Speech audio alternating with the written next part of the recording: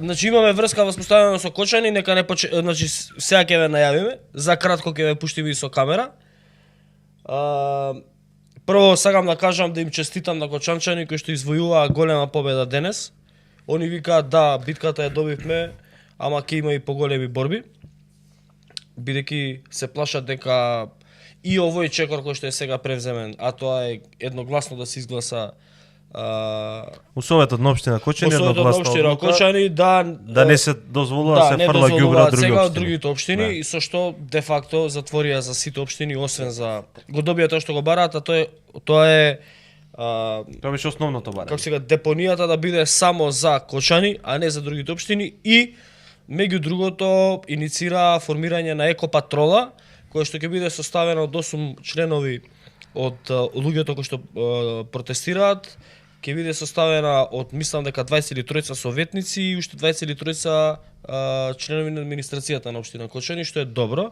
Значи екопатрола постојано да има луѓе таму кои што ќе надгледуваат, да не дозволуваат да се пали и така натака. Тоа го добија. Она од кое што со право би рекол, они мислат дека ќе има и поголеми битки. Верувам дека доаѓа после различните ставови на општинските власти, тоест на советниците и централната власт. Го гледавме Николовски што кажа, ќе морало таму се, тоа ќе видиме. Општината си донесе одлука, тоест советниците си донесоа одлука, го слушна гласот на луѓето кои што беа собрани, на кочанчани. Им честитам на големата победа. А сега ќе опуштиме во живо Зоран Тодоровски. Тој е председател на Сдруженијето за здраво Кочани. Да, пушти го во живо. Дали се слушаме? Пуштаме нас на звучници. Само момент. Зоран, дали се слушаме? Да. Слушаме.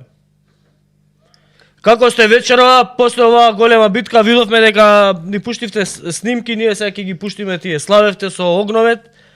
Какво е чувството денес? Граѓаните сега се осекаат како победници, бидејќи ова е по прв пат можеби во Кочани да сите заедно сплотени добиеме еден чекор кон битката за чисто Кочани, така да луѓето се среќни и задоволни и очекуваат дека тоа што е донесено денеска на Совет ќе биде имплементирано и ќе биде завршено позитивно за сите нас и во корист на сите кочанчани. Одлука на Совет во суштина е обврзувачка одлука. Вие сметате дека, бидејќи претходно имаше најави дека ако ваква одлука се донесе, имаше таква најава од централната власт дека можно е да се одземат ингеренциите на општината по однос на депонијата. Мислите дека можно е таква сценарио? Видете, се е можно, но сега ние денеска покажавме дека цело Кочани без разлика на партиска, верска или било која друга припадност го застапуваме истиот став. Јас се надевам дека нема да отпушти волјата на народот, а дека ќе разговараме и дека ќе најдеме заедничко решение. Јас сум сигурен, бидејќи сите живееме во едно цивилизирано општество, со надеж дека ќе имаме чист воздух и здраво општество за нашите деца во иднина. Ја имам прашање, кој е планот за делување понатаму, затоа што покажавте со пример дека кога е народот сплотен, обединет зад конкретна цел, може да се дојде до успех. Кој е планот понатаму, кои ќе бидат барањата за депонијата, затоа што самата таа не исполнува стандарди, дури ни за Кочани да се исфрла смет. Кои ќе бидат вашите понатамошни чекори? Се разбира дека очекуваме овие две точки кои денеска ги донесоа дека ќе бидат имплементирани во целост. Затоа и направен предлогот и иницијативата за правење на еден одбор во кој ќе членуваат луѓе од институциите и од граѓаните, за да можеме да ги контролираме 4 точки кои ги имавме ставено како барање, за да може депонијата да биде, да кажам, на едно европско ниво и за да не ги загадува воопшто овие простори. Така да се надеваме дека чекор по чекор ќе дојдеме до една депонија која нема да не знаеме каде постои. Што се случува ако не се испочитува ова ваше основно барање? Еве конкретно гласаа денеска советниците, ја испочитуваа волјата на народот, тоа е за поздрав. Сепак притисокот од ваша страна беше огромен, но што ако видите, да речеме, камион од Виница, ако видите камион од Чешиново, Блешево, како истура смет на територија на вашата општина, на вашата депонија? Бидејќи после денешната одлука тоа не би било правно изводливо, значи дека тие би го кршеле законот. Доколку го кршат законот, очекуваме дека институциите ќе постапат според закон. Доколку институциите се оглушат од барањата на народот, секако дека народот има волја, енергија да продолжи се до решавање, конечното решавање на ова прашање. Вие останувате на блокадата таму или сега како ви е планот? За сега само гледаме дали ќе се исполнат овие две барања и тоа е единствен наш план за сега со надеж дека нема да мора да се бараат други решенија, бидејќи ова решение е сосема доволно. Знам дека имаше точка денеска во која што се иницираше и формирање на така наречена екопатрола. Малце поише околу тоа да ни кажеш? Да, во екопатролата кога ќе се дефинираат кои се ингеренциите на истата таа патрола, ќе знаеме кои ќе се членови внатре и ќе имаме точен увид на кој начин се третира депонијата, кој влегува во депонијата, дали сите тие чекори кои ги имаме договорено сега со Советот на општина Кочани се имплементираат до крај. Затоа таа екопатрола е на врска помеѓу институциите и народ и влевање на доверба на народот во институциите која со тек на време исчезна, бидејќи многу пати до сега многу одлуки се беа донесени, но не се имплементирани. Овој одбор и тој, да кажам, некоја комисија би било првиот чекор на кој на народот ќе едноставно влезе во институциите како една врста контрола на решавање на овој проблем.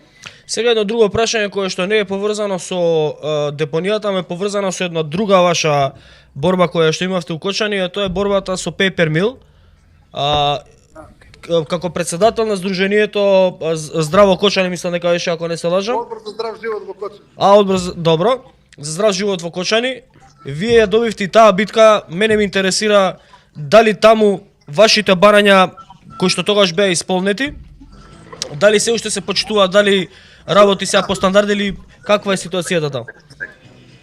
За сега тие барања со Paper Mill немаме никакви проблеми, барем немаме информации дека нешто се случува. Бидејќи фабриката сега во моментов не работи, има забрана за работа и со самото тоа не загадува, што значи дека можеме да кажеме дека таму имаме извојувано победа. Доколку во иднина се случи нешто неочекувано за нас, се разбира дека ќе реагираме. Не само за таа фабрика, туку за било кој загадуваш во Кочани, затоа што финалната цел е да имаме здрава животна средина за децата, пред се за здравето на луѓето, но секако тоа влијае и врз економските фактори во Кочани, бидејќи доколку сакаме да промовираме чист воздух или не знам туризам, мораме да ги отстраниме сите загадувачи во оваква климата. Имаше еден од присутните на протестот кога снимавме ние во Кочани кажа буквално дека загадувањето на воздухот и загрозувањето на здравјето на граѓаните во суштина не одговара ниту на собствениците на големите бизниси, буквално никој, затоа што не може кога нели здравјето е пред се, сите ние први се молиме за здравје, после се молиме за се останато. Ако немаш здравје, човек не може ни да работи, ни бизнис да тера, ни ништо. Така да апсолутно мислам дека вашата борба е за вистинските вредности.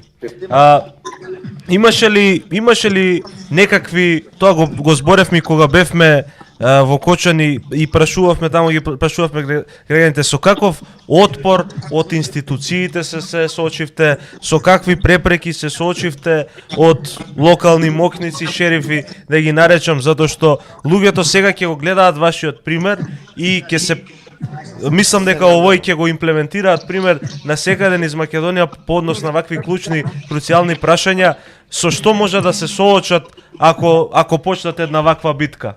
Тоа е прашањето. Ако почнат со една ваква битка, како прво ќе се соочат со игнорирање на институциите, тоа е првиот чекор кој ги треба да го предат, а второ е дека треба да се соочат дека едноставно ќе мора да знаат дека за да добијат на масовност мора да бидат упорни до крај. Значи кога ќе бидат упорни, кога ќе се сплотат сите заедно без разлика на нивните други обидувања, тогаш резултатот ќе си дојде сам по себе. Зоран, ти благодарам за вклучувањето во живо од блокадата. од лице место, од блокадата на депонијата, ви посакуваме сега чисто Кочани, без загадување, ви посакуваме да останете така сплотени како што бевте, бидејќи само во сплотеноста и во обединувањето е силата на народот. Тоа е демократијата. Уште еднаш да ви честитам, секоја ви чест и издржете, медиумска поддршка од нас, од Инфомакс имате секојаш.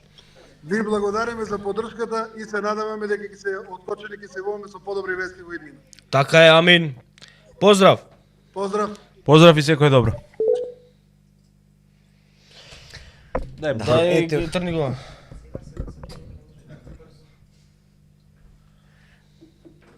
Да се випер. Секоја чест. Уште еднаш се покажува дека сепак силата, како што кажа, силата е кај народот. И ова е пример дека без разлика за било од која област во обединувањето, обединувањето и кај народот, затоа што кога ќе се остават партиските дресови, партиските бои, кога ќе се остават на страна, македонците без разлика од кој македонците сите државјани што се граѓани на земјава без разлика и на етничка припадност, на политичка припадност, кога ќе се сплотат, успех мора да има.